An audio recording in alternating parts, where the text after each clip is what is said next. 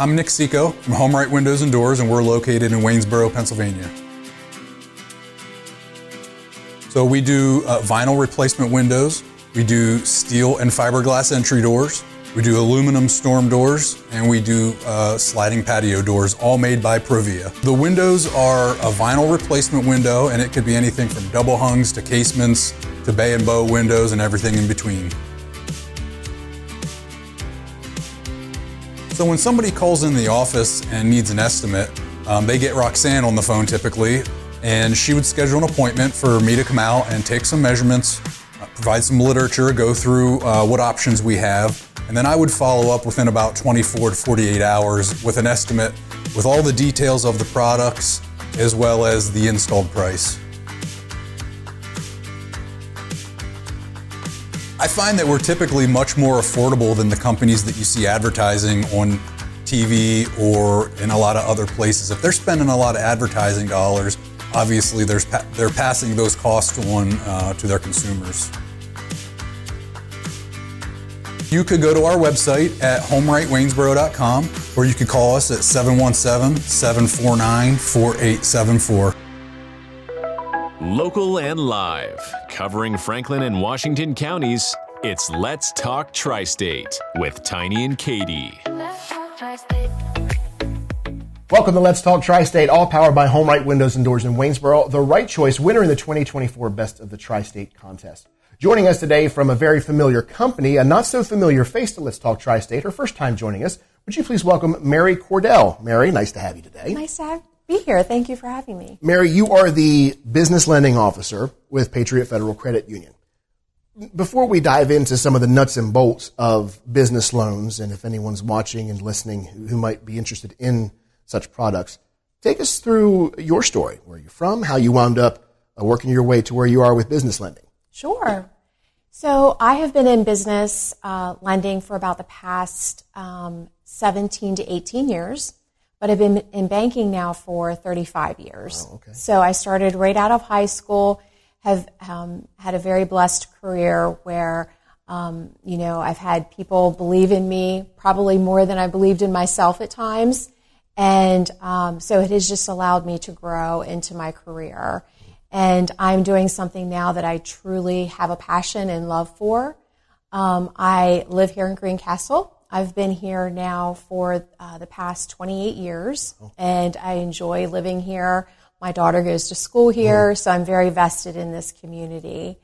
And very excited. I'm sure you've seen the Rite Aid building coming down here in Greencastle. Yeah. So it's tumbling down fast and will be rebuilt with a brand new Patriot office. Are you looking for that to be your personal headquarters for your job? Because I lend all through Franklin County, a majority of my business now is in Chambersburg. Okay. So I probably will be located more primarily in Chambersburg, but I will have an office here as well. I travel wherever I'm needed. Yeah. So wherever the business is, that's where I'm going for the day. I love talking to people about their positions, their occupations. Mm-hmm. So when you said travel, now when and I'm sure, and by the way, let me say it, I should have said at the outset, I may ask questions that may to you seem very obvious, but I ask because there may be someone watching who might not understand a certain thing. So it's more that a little bit of a deep dive. We don't get too granular, but a little bit, and you'll see where I'm going with this. You said about where you're needed is where you go. What my perception of a business lending officer would be, I go into a bank, I need something regarding business, some financing regarding business. And you would call me into your office, we would sit and we would talk. I would come to you at an office. So has it always been that way? Has it changed? Do you now go, and where do you go, and how do you do that?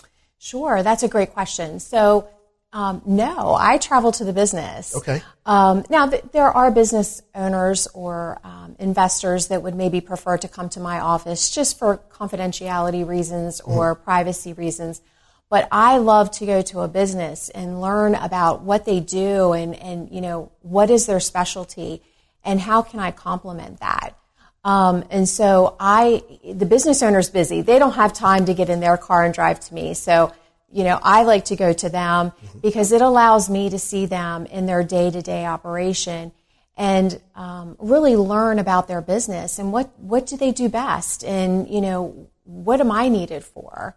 And I find that if I can go to their setting, typically it's a little bit more relaxed. Yep. I'm sure you've walked into a bank, and especially as a business lending officer, I find that when they come to me, sometimes that can be a little bit more intimidating to some people. And so if I can go to them, and sometimes they'll, when they'll call me and we set up that first appointment, they'll say, come in your jeans, come in your casual wear because you might get dirty. Right. I've walked farms. I've done all kinds of different things. I've been in manufacturing facilities. I've toured very large commercial real estate properties. I mean, no 2 days are the same, and that's what I love about it. I think what would be nice, too, is it kind of, like you said, it gives them the home field advantage, so to speak. But that's a really nice thing that you would say you prefer it to be to their benefit. Why wouldn't you? But is when you're visiting with them, it's a lot different than if they're on the phone or in your office, where if you have questions, they might not be able to articulate them in a face-to-face setting. Absolutely. But if you get them where they are excelling and they're shining and it's their passion, you may not even have to ask them. You can see it. Exactly. And you can say, I wasn't quite sure what you do. Now I understand what that is. So that's great. So how can you, as in Mary, but Patriot as well, combined, how can you help businesses? Well, it's important that we have a really good relationship with a business owner, because every business has its cycle. Just like, us as individuals, we have cycles with our finances where sometimes our bank accounts have more and sometimes it has less.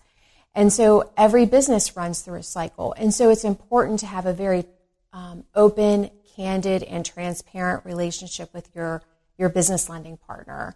And if you don't have that, then it's time to find one. Because there are going to be times where you're going to have those honest and hard conversations. And so I want to be that trusted advisor for a business owner where they can come to me maybe when their business is struggling or when it's growing. I mean, like I said, there's just various cycles of a business, and it's important that they work with someone that they can trust. And, my advice to business owners whenever we start that relationship is they really need to have 3 key people on their team. And that's a business lender that they know and trust, a really good accountant, and a really good attorney. Okay. And if you have those 3 people working in tandem for your benefit, you will see great dividends paid out of that. Take us through that. Just briefly touch on that. So let's work our way up to the business lender part of that trifecta, as you said. So an accountant, someone who's crunching the numbers, maintaining the books, keeping all the ledgers right, because you don't want to come up short and you don't want to, and the opposite end. You might want to come out over, but anytime you come out over, it's got to wonder when the next foot's going to drop. Right. But then an attorney, because of contracts, I'm assuming? Well, not just contracts, but really from that very birthing of the business, really trying to decide what entity is most appropriate for the long-term strategies of your business. You'll find that you may start out as a sole proprietor, and then you may want to start considering shielding yourself from liability. And so an attorney can provide you with really good advice as far as that's concerned, but also provide you with advice with aspect to contracts that you may be entering into and things to look to. And so it's important to have that as part of your team. And dealing with employees and HR issues and just all of that type of interactions, you need to have a trusted advisor. And if you can find a team that can work in tandem, then we're all working together for the same goal. To mention, you can also set up your wishes and preferences should something happen, almost like a business will, Absolutely. so to speak. This is the order of succession. This is how the business is to be maintained moving forward for the benefit of whomever it is that you want to leave it to. And like you said, setting up limited liability or incorporation, things like that. Yeah. Okay. So then we get up to the business lending, which is where you come in. Yes. By the way, this is Mary Cordell. She is the business lending officer with Patriot Federal Credit Union. Are you the only business lending officer, or are you a part of a team? Part of a team. Okay. So we do have territories in terms of where we specialize in, just because we want our business lenders to be ingrained into the community. It allows us to understand cycles that may be to that specific area. Okay. Think about Franklin County and how we have some very large employers and how they feed into some of the smaller businesses in our area. And so, we have different communities that we serve in West Virginia, in Maryland, and in Pennsylvania. And so it's important to have lenders ingrained in those communities and have an understanding of what the economic cycles are. So you're speaking of geographically, yes, correct? Okay, I was wondering if you were talking about types of businesses. That's a great point. And some financial institutions do have specific lenders. We do not. Okay. And so that allows me a lot of flexibility, and you have to have a lot of curiosity in this job, because there's no 2 days that are alike, and there's no two businesses that are alike. We could both be in manufacturing, but making different widgets or, having a different process. And so, I feel like I know a little about a lot. That's a good tool. Yes. And so, I just really enjoy the opportunity to kind of step in and learn about some of these businesses that I would have never dreamed of learning about. Yeah, absolutely. Are you at liberty to say like a couple of businesses that you have worked with in the past, or is there? I don't want to put you on the spot here, but I just didn't know if there was a. In our area, we have the pleasure of many manufacturing facilities. We have a lot of real estate investors. I've worked with retirement communities, hospitals. I've worked with municipality governments. So, the spectrum is very wide. And I think, too, is when an answer to that question could also be in what you see as you're traveling up and down 81, 70 in our area that Patriot serves, would be when you see buildings going up. This project proudly financed by or in partnership with Patriot Federal Credit Union. There's a good chance that your fingerprints may be on that particular project from the ground up. Yes. And I would imagine there's a sense of pride when you would pass by either an upcoming business or one that's been around for years and everything in between that you had a hand in, that you say, well, I had part in that. John is wonderful. He's salt of the earth type guy, or there's Tina over there making a go of it at a restaurant, and you walk in and they know you. Hey, Mary, how are you? It's probably like Cheers everywhere you go, right? It is. And it's a joke that we have in our family with my daughter. I tell her, you never know who I might know. Right, that's very true. In this community. And so, yes, it is very rewarding to be able to, especially when you work with that business owner, helping them maybe where they're leasing a space and you help them buy that first building, and just to see the growth that allows for their business. And it really speaks to our vision statement and, and my role and how that plays in it. And we recently changed our vision statement. I shouldn't say changed it. We really shortened it to make it more impactful. And it's empowering lives and enriching the economic well-being of our communities. And with my role in allowing businesses to grow and bring on more employees, that directly feeds into empowering our local communities and the economic well-being. And so I take a lot of pleasure in that, and it's very rewarding knowing that how my role feeds into that vision statement. Well, not to mention this area, especially Franklin County, is I think the 5th largest economic growth county in Pennsylvania, which is astounding and wonderful for our area. You're always seeing new businesses being built, and very few being torn down, which is great. As we wrap up, let's go through it, just briefly touch on, Mary, if you would, the process of a business loan. What does that look like? There may be someone out there who's thinking of, maybe example, I watch a lot of home improvement on YouTube. So there may be someone who is a painter, just freelance, handyman type thing, going around painting, but they've gotten so much business and they get so many recommendations that they think, well, I really should turn this into not just a weekend thing. I maybe should get a business loan. How would I do that? I think you'd be the best person to speak to that. Yeah. So it's important to really understand, starting out, what type of business do you really want to have? And then that's when we bring in the attorney and really figure out what is the best business structure for you. And that's when we bring in the accountant and really understand, how do we make sure that we understand your finances. And as part of my role within that is really getting to know the business owner and understanding what their long-term goals are, because we can maybe fix their problem today, but we also need to look to the future and understand, really where do they see themselves in 5 to 10, 15, maybe even 20 years from now. And I know that that's a very long-term view, but it's important that as we help the business grow, we need to understand what those long-term vision and goals are.